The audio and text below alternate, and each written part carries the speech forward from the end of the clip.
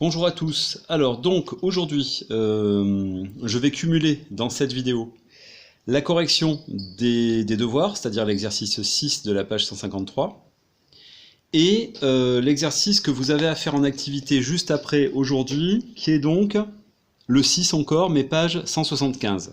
D'accord? Donc vous avancez dans la vidéo pour suivre cette correction, et quand on a fini la correction, vous faites une pause. Vous faites votre travail d'aujourd'hui et vous essayez d'y arriver, bien sûr. Et alors dans le travail d'aujourd'hui, il y a à faire l'exercice, donc comme je vous l'ai dit tout à l'heure, 6 page 175, mais je vous ai demandé de tracer aussi la figure sur GeoGebra. Hein. Et donc voilà, si vous n'y parvenez pas, vous regardez la suite de la vidéo et vous pouvez voir comment se construit la figure sur GeoGebra. Elle peut aussi se tracer à la main, hein, je ne vais pas le faire moi par contre ici. Donc sur cette figure, on vous dit construis donc cette figure avec le logiciel. Quels outils as-tu utilisé? Alors les outils, c'est des fonctions qu'on trouvera en menu en haut de GeoGebra. Donc là, on observe d'abord la figure pour savoir comment on va le faire. D'abord, il y a un quadrillage, d'accord? Donc on va compter les carreaux pour faire ce triangle rectangle bleu.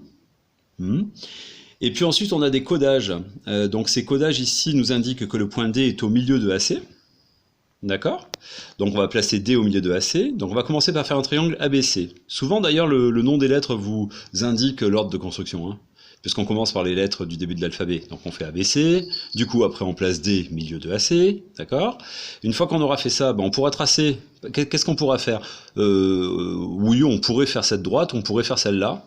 Bon, on peut facilement faire celle-ci déjà pour commencer. On va tracer la droite BD, donc on va se placer en B, en D et tracer cette droite, ok. Et il nous reste la verte à faire.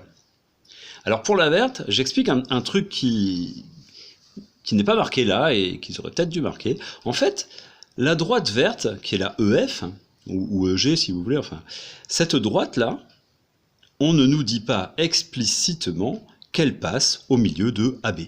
Et oui, parce que là, on voit bien que E est au milieu de AB, parce qu'il y a deux carreaux au-dessus, deux carreaux en dessous.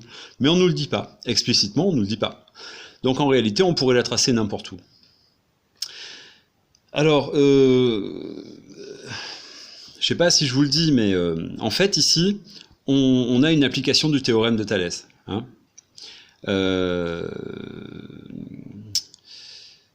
Parce que cette droite, EG, est parallèle à la droite AC. Et que donc, si on partage, si D se retrouve au milieu de AC, alors avec cette droite parallèle, on aura, si cette longueur, si GD est égal aussi à BG, ce qui est le cas en plus ici, et bien dans ces cas-là, on a AE qui est égal à EB, etc. Bon, tout ça, ça découle du théorème de Thalès. Mais ce qu'on voit surtout, c'est que cette droite, ici, EF, est parallèle à la droite AC. EF est parallèle à AC, et ça, sur GeoGebra, c'est possible de le faire d'un coup, hein, sans avoir besoin de tracer de perpendiculaire, donc c'est bien pratique. Donc je rappelle, hein, on va faire le triangle ABC, on va faire D milieu de AC, on va tracer BD, et puis on va finir par EF. Allez, on y va. Donc ici, lorsque GeoGebra est ouvert, on va commencer par déplacer. Avec ce menu en haut dans le coin en haut à gauche, on va déplacer la figure. Alors, je me place sur la figure, j'appuie sur le bouton gauche, et là j'ai la petite main qui apparaît. Je retire les abscisses et ordonnées dont je n'ai pas besoin en les décalant en bas à gauche. Voilà. Ensuite, je vais tracer mon triangle ABC avec 4 carreaux de A jusqu'à B. Donc, pour tracer un triangle, je prends la fonction polygone. Donc voilà, quels outils as-tu utilisé? L'outil polygone. Polygone régulier ou pas régulier? Ah bah, non, pas régulier, hein, parce que là c'est un triangle rectangle, et il n'est pas régulier. Le seul triangle qui soit régulier, c'est le triangle équilatéral. Donc je prends mon polygone, et je pars de A, je descends de 4 carreaux pour faire B, donc je pars de A, je vais essayer de trouver A à l'intersection des deux lignes de quadrillage. Pas évident, évident. Clic, j'ai A. B, il est à 4 carreaux en dessous. Ouais. Alors il y a une aimantation quand même, hein, sur le quadrillage, donc c'est pratique pour ne pas se tromper. Après, je vois que le point C est à 1, 2, 3, 4, 5, 6, 7. Donc le point C est à 7 carreaux, là je suis à 3, 4, 5, 6 et un 7. Ici j'y suis. Le point C, et là il faut que je finisse en revenant sur le début. Bon, voilà mon triangle ABC. Je vais vous le faire une fois quand même. Donc on a des étiquettes là, les petites étiquettes qui indiquent le nom des segments qu'on ne voudrait pas voir. Puis on ne voudrait pas non plus qu'il soit ombré comme ça, le triangle. Donc je vais me replacer dans le menu en haut à gauche. Voilà. Et là je vais cliquer, je vais revenir dans la figure, je vais cliquer à droite sur la figure et je vais aller dans les propriétés. Je peux retirer, alors si j'affiche cette étiquette, c'est laquelle? Ah ouais, ça c'est l'étiquette qui apparaît là. Donc je reclique à droite, je retire l'étiquette à nouveau, je clique à droite, je vais dans les propriétés. Dans les propriétés à gauche, je vois apparaître tout ça, y compris le nom des segments. Donc je me place sur ce segment, je vais dans basique, et je dis afficher l'étiquette, je décoche, donc il n'y aura plus le petit A. Pareil pour le B, je clique sur B, je décoche. Pareil pour le C, je décoche. Bon, je ne vais pas le faire à chaque fois, mais... Et donc, toujours dans ce grand menu, je vais dans le sous-menu couleurs, et là, je vais retirer les couleurs. Alors, retirer les couleurs, faites attention, ne mettez pas tout blanc, parce que là, tout est blanc, y compris le triangle qui a disparu. Il faut mettre, au contraire, tout noir. Mais, zut, pourquoi j'ai tout noir et que je n'ai pas l'intérieur? Ah oui, c'est seulement de segment, je me suis trompé. Merci Camille. Je me suis trompé parce que regardez, je suis sélectionné ici sur le segment. En fait, vous voyez, c'est le segment qui est en surbrillance. Donc il faut que je me mette sur triangle, ici en dessous. Vous voyez là, ça? Je me mets sur triangle, c'est bien lui. Voilà. Et donc je vous rappelle que si je mets tout blanc, vous voyez, le contour et l'intérieur seront blancs. Il faut que je mette tout noir, et à l'intérieur, il y a un degré de noir, qui est dû à l'opacité, d'accord? Qui est là. Donc je mets l'opacité à 0, donc on n'a que le contour et l'intérieur est blanc, d'accord? Ça nous fait un triangle, quoi.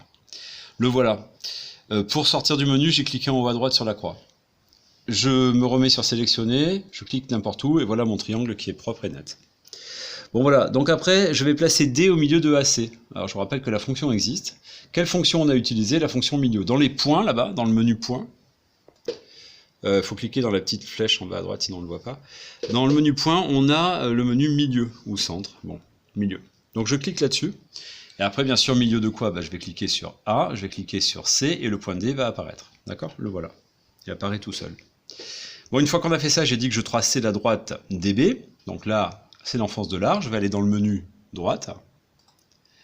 Je vous rappelle qu'il... Voilà, là il est déjà sélectionné, hein. Vous avez vu qu'il change le menu en haut, c'est bien une droite qu'on fait.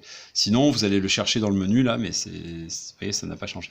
Si je viens là, tac, vous voyez, ça change, là, le pictogramme change. Donc là, j'ai sélectionné un segment, et donc là, dans ce cas-là, il faut que je vienne là pour avoir vraiment une droite. Bon, une droite, donc qui passe par 2 points, mais qui est infinie, donc passe par B et par D. Et effectivement, sur le livre, c'est bien une droite, hein, pas un segment. Voilà. Et une fois que ceci est fait, alors là on va tracer l'autre droite qui s'appelle, enfin qui passe par un point G, qui passe par E et F. Alors, si on compte les carreaux, le point E, il est vraiment ici, là, exactement là, on est d'accord. Mais en fait, comme il n'y a aucun codage sur le livre, ça ne nous oblige pas à le faire passer exactement par le milieu ici. Alors, on va le faire quand même, mais je vais vous montrer en fait, si on voulait le faire passer n'importe où ailleurs, on va faire on va tracer une droite pardon, qui est parallèle à AC. Donc je vais aller dans la fonction perpendiculaire, là, hein, bizarrement, et je ne vais pas prendre la fonction perpendiculaire, je vais choisir comme sous-menu, ou plutôt dans ce menu, je vais choisir parallèle. Je le prends. Parallèle à quoi? Parallèle à AD, donc je me place n'importe où sur AD, et à partir de là, vous voyez, il y a une droite qui décolle, là, et qui est parallèle. Et je peux la mettre où je veux. Alors, en fait, je pourrais la mettre là, puisque, comme je vous dis sur le livre, on ne nous donne pas de codage. Je peux la mettre là, j'ai envie, je la mets là. C'est fini. D'accord? Et là, ça ne correspond pas à l'image qu'on a sur le livre, mais ça correspond bien au codage du livre. Parce que le codage du livre nous dit que ça est égal à ça, donc ça c'est respecté, mais il ne nous a jamais dit que ça était égal à ça. Bon, maintenant, pour faire comme sur le livre, je fais une petite machine arrière. Je vous rappelle les flèches qui sont dans le coin en haut à droite. Je reviens en arrière, je retire ce que j'ai fait. Je recommence avec ma parallèle, je prends une parallèle à AD, et cette fois je veux qu'elle passe, bon, comme sur le livre, par ce point là, ce point milieu là. Et comme ça passe par le point milieu ici, ça passe ici aussi par un point milieu.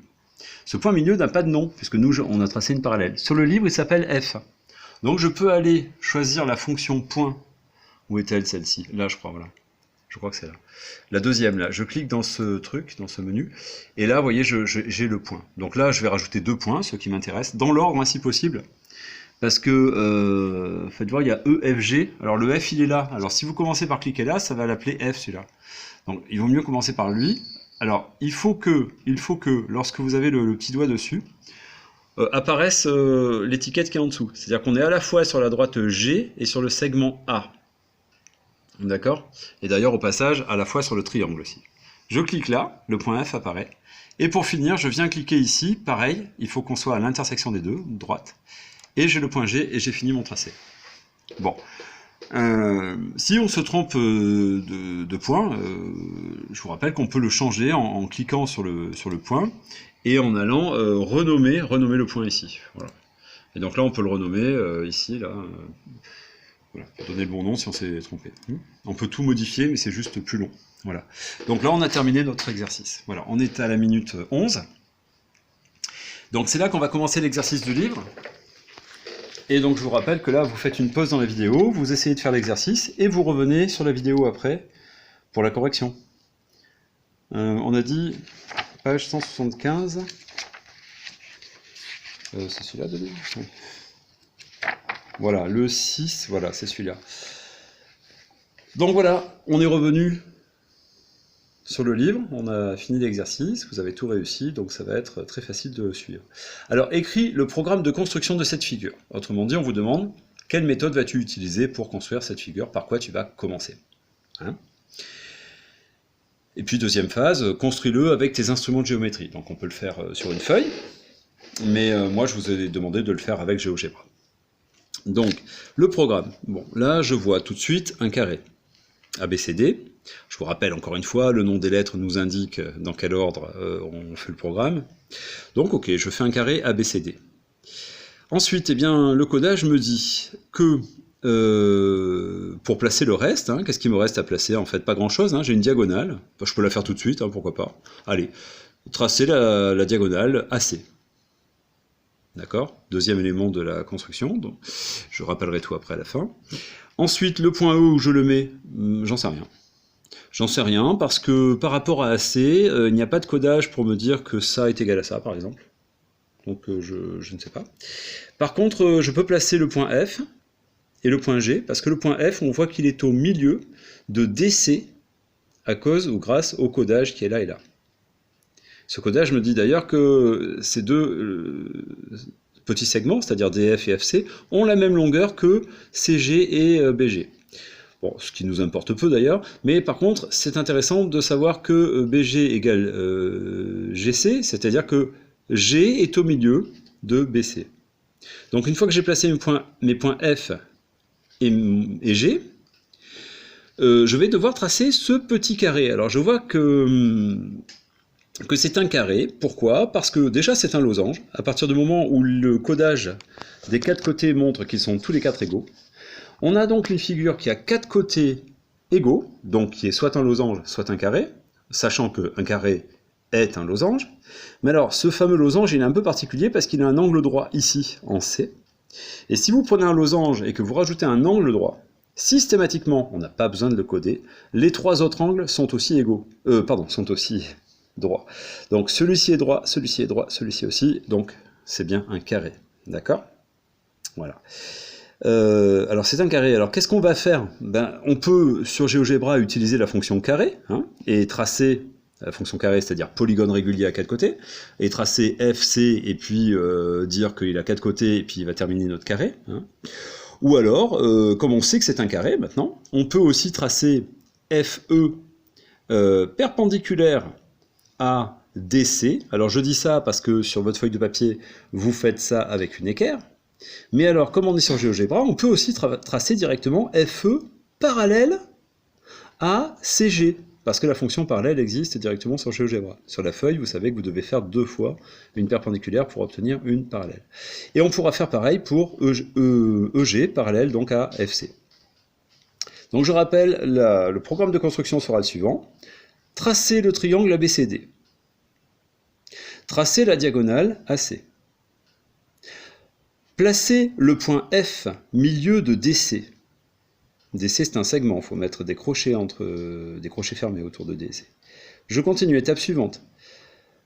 Placer le point G milieu de BC. Je continue avec tracer, si on est sur une feuille de papier, la perpendiculaire à DC passant par F. Et là, je vais dire, elle coupe AC en E. Du coup, j'aurais placé mon point E. Et je termine en faisant tracer le segment EG. Comme on aura le point E, on avait déjà le point G, c'est fini. D'accord? Allez, on va voir ça sur GeoGebra. Alors ici, fichier nouveau. Ne pas sauvegarder, voilà. On se retrouve avec le quadrillage, on voudrait retirer tout ça. On va aller dans le menu affichage en haut à gauche. Aspect, là-dedans, je vous rappelle qu'on va dans le menu préférences graphiques, là-haut. Là-dedans, on retire les axes, affichage d'axes, on retire, et tout au bout du sous-menu, on a grille. Et là, on va retirer la grille. Afficher grille, non. Voilà. Je sors du menu en haut à droite par le petit carré. Je suis sur une feuille blanche. Et donc, moi, je dois tracer un carré ABCD. Alors, carré, c'est un polygone régulier. Hein, ça veut dire qu'il a tous ses côtés égaux. Je place un point, je place 2 points. Alors, moi, c'est moi qui vous ai demandé de le faire. C'était pas prévu sur le livre. Et je le fais comme ça parce que je sais qu'il va tracer le polygone en tournant comme ça. Et si je le mets là, il va aller tourner là-haut. Et il va sortir de mon cadre. Donc je préfère faire le premier côté là. Vous avez le droit de le pencher comme vous voulez, hein, bien sûr. Ça n'a aucune importance. Tiens, on va le pencher justement. Je fais le deuxième ici. Et évidemment, combien a-t-il de sommets ce polygone? Par défaut, il met 4. Hein. Donc il va tracer un carré. 4 sommets, c'est bien un carré. C'est parti, le voilà. Alors je vous rappelle que je vais cliquer à droite, mais attention. Pensez à aller dans le menu en haut à droite là-haut. Pour se mettre sur cette flèche, sinon vous ne pouvez pas sélectionner. Cette flèche, elle permet de sélectionner. Je reviens ici, et c'est ici que j'ai le droit maintenant de cliquer à droite, et d'aller dans les propriétés de ce carré, pour lui retirer son opacité déjà, pour le mettre en noir, le pourtour. Et puis, vous avez vu qu'il y a plein de petits segments qui se sont tracés. Je peux me mettre sur un segment, aller dans le menu basique, et retirer, afficher l'objet. Je fais pareil pour le suivant. Alors pourquoi je fais ça? Pour que ce soit un peu plus propre et que je retire les noms des petits segments qui sont autour. Bon, on n'est pas obligé de le faire. En haut à droite, je ferme le menu. D'accord, voilà. Le voilà. Ah, il est marqué poli. Bon, c'est pas grave. Je vais recliquer dessus, à droite, et je peux retirer l'étiquette directement ici du polygone. Ah, non, c'est pas vrai. Donc je le refais. Parce que c'est sur le segment DA, là. Je suis sur le segment DA, me dit Camille. Où tu vois ça? Non, toi t'as fait clic droit, c'était marqué. Mais il faut cliquer sur le polygone. Alors je vais aller, voilà, donc je vais sur le menu, le menu qui est ici en haut à gauche, je vais cliquer sur le polygone pour sélectionner, parce que vous voyez, il y a tous ces éléments, et tout à l'heure j'étais visiblement sur, je sais pas sur quoi, sur ce segment là, j'imagine, Oui, je sais plus. Donc je reclique sur le polygone, je reviens dans le polygone, je clique à droite, et cette fois je peux retirer le afficher étiquette, l'étiquette, et voilà. Par contre, je crois que j'ai retiré le polygone, non? C'est quoi ce trait tout moche? Je clique ailleurs. Ah non, c'est bon, voilà. Il faut cliquer ailleurs. Bon, voilà, j'ai mon carré. Après, on nous a dit qu'on pouvait tracer la diagonale. Alors, la diagonale est un segment. Donc, je vais dans le menu ici où je vois déjà une droite. Et je vais prendre segment. D'accord, voilà. Segment, c'était AB. Donc, je vais de A jusqu'à B. Alors, c'était quoi? Non, c'est pas possible. C'est AC, ouais. Donc, AC, voilà. Le voilà. Bon, il y a l'étiquette encore. Je vais pas recommencer parce que ça prend du temps. Ou alors, bon, allez, je chipote. Je le fais parce que ça va... Je retire afficher l'étiquette. Voilà, c'est bon. Voilà, très bien. Maintenant, je sais que... Ah, vous voyez là, je suis en train de faire une nouille. Alors, quand je fais des bêtises comme ça, je vais en haut à droite. Je reviens un cran en arrière, j'ai retiré une chose. 2 crans en arrière, j'ai retiré une deuxième chose. Et j'arrête là quand même. Hein. Je me remets sur sélectionner. Là, pour éviter d'avoir toujours ce trait. Voilà, c'est bon. Donc là, je peux faire ce que je veux. Donc maintenant, on sait qu'on doit placer le point ici, milieu de ce segment. On va choisir la fonction milieu. Donc dans les points ici, il y a la fonction milieu qui est plus basse, qui est là, milieu au centre. Je le prends. Donc c'est le milieu entre ça et ça, on a dit. Hein. Il apparaît. Bon, je ne regarde pas le nom des lettres, hein, le nom des points. Je vais faire aussi le milieu entre D et C au passage, qui s'appelle le point G, je crois, sur le livre. Mais voilà, ok. Et là, celui-là, c'est le point E qui est au milieu, là, mais on ne sait pas trop où il est. En fait, on a dit qu'on allait tracer la parallèle à ça, passant par ça. D'accord? On peut aussi décider, hein, si vous voulez je peux le faire, de tracer la perpendiculaire à ça, passant par ça. Comme ça fait comme sur une feuille de papier. Donc je vais prendre la fonction là-haut. Camille est un peu fatiguée. Il faut savoir qu'on enregistre à minuit 10. Donc, sinon, on peut faire un polygone régulier aussi. Pour le faire directement, ouais, c'est ce qu'on a dit tout à l'heure. Ouais. Ouais. Alors on va d'abord faire ça comme si on était à la main, puis effectivement on avait dit qu'on pourrait faire un petit carré, un petit polygone régulier. Donc je viens ici, d'accord, je prends la fonction perpendiculaire, je reviens sur ma figure, je dis perpendiculaire à quoi? À BC, donc je clique un point sur BC, et là j'ai... Oh là, qu'est-ce que j'ai fait? Pourquoi j'ai fait ça? J'ai un petit bug. Je reviens en arrière, je vais prendre ma fonction perpendiculaire. On est bien d'accord? Pourquoi j'ai un réticule là? Pourquoi j'ai un réticule? Parce que là, je n'ai pas la droite BC. Je n'ai que le carré là en fait. J'ai que le polygone. Oui, voilà. Alors sur GeoGebra, c'est intéressant ça. Là, je ne peux pas prendre la perpendiculaire à BC. Pourquoi? Parce qu'en réalité, la droite BC, ou le segment BC, n'existe pas pour GeoGebra. Qu'est-ce qui existe pour GeoGebra? Le carré ABCD. C'est-à-dire ce polygone. Si je veux la perpendiculaire à ça, il faut que je retrace par-dessus, mais ça serait pareil pour la parallèle à ça, il faut que je retrace par-dessus BC un segment qui lui va exister maintenant. Alors je repars là-haut, je prends la fonction segment, d'accord? Donc segment c'est celle-ci, je replace mon segment de B jusqu'à C, d'accord? De B jusqu'à C, voilà, ok. Là maintenant j'ai un vrai segment. D'accord, que ça s'appelle K d'ailleurs, mais bon. Et là, je vais pouvoir prendre la fonction perpendiculaire maintenant. D'accord, je l'ai prise là en fait. Hein. Perpendiculaire à quoi? À ce segment BC qui maintenant existe. Comment on le voit qu'il existe le segment? Normalement, on devrait le voir apparaître ici, mais je ne le vois pas. Oui, il est là. Ah oui, il est là, il s'appelle K. Parce qu'il a son petit nom K, mais on ne voit pas BC, bien sûr. Donc je viens cliquer sur le segment, et là on voit que cette fois, la perpendiculaire apparaît. Je vous signale qu'on peut avoir une perpendiculaire ici au segment, même si on est hors du segment. C'est quand même perpendiculaire, hein, d'accord? On pourrait prolonger, on verrait bien que c'est en angle droit. Bon, alors j'ai dit perpendiculaire à ça et passant par eux. Vous voyez qu'il y a la petite aimantation qui nous aide. Tac, donc ça passe par eux, je clique, et là c'est fixé. Et ce point-là, ce point que je viens de faire, c'est le point E donc, du livre. Donc je peux le nommer, je vais le prendre ici dans les points, c'était ici. Je prends point. Et je le place ici à l'intersection des deux. Il faut que les deux apparaissent. Segment J et droite, je sais pas quoi, L. Oui, pardon. Je clique. Je l'ai ce point G. Et je vous ai dit tout à l'heure, et je termine en traçant un petit segment qui s'appelle, ici s'appellera GF, d'accord? Donc je prends la fonction segment en haut à gauche, hein, voilà, on a pris la fonction segment, et je reviens là-dessus, de là à là. D'accord? Bing, j'ai fini. Et là, je vois apparaître mon petit carré. D'accord? Voilà. Alors, voilà, là je crois qu'on a terminé. Ce qu'il faut voir, c'est que mettre, c'est pas pareil que sur le livre, parce qu'il y a cette espèce d'immense droite là, alors que c'est juste le petit segment qu'on voulait. Il n'y a pas de problème. Ce qu'on peut faire, c'est, maintenant qu'on a le point G qui est défini et le point E qui est défini, on va retirer cette droite. Alors, comment on retire cette droite? On va regarder ici dans le menu. Il n'y en a qu'une qui est une droite, c'est celle-ci. Sinon, on essaye. Voilà, je vais cliquer sur le point bleu. Et là, regardez sur l'écran, elle a disparu. En fait, elle existe, mais elle est virtuelle. On ne la voit plus. Okay, et là, du coup, je peux reprendre ma fonction segment, cette fois, et retracer mon petit segment de là jusque là. Tout est possible avec GeoGebra, mais ça peut prendre du temps. Donc là, pareil, je peux retirer mes deux petites étiquettes, tralali, tralala. Je peux renommer tous mes points pour que ce soit pareil que sur le livre, et ça sera parfait. Ok? Alors, ce que disait Camille tout à l'heure, alors je vais essayer de faire une marche arrière assez rapide, avec mon bouton flèche arrière. Donc je redécoupe un peu tout ce que j'ai fait. Ce qu'il disait tout à l'heure, c'est que arrivé là, on avait remarqué tout à l'heure que c'était un petit carré, ça. 4 côtés égaux, un angle droit, bon. Le petit carré s'appelle ECF et encore un truc là. Je vous rappelle qu'il fait les polygones dans ce sens de rotation, hein, comme ça. Pas dans l'autre sens. Donc, je pourrais placer le premier point là, mais je ne le connais pas, donc je ne peux pas. Je peux le placer là, il va tracer là, là et là, GeoGebra, hein, d'accord?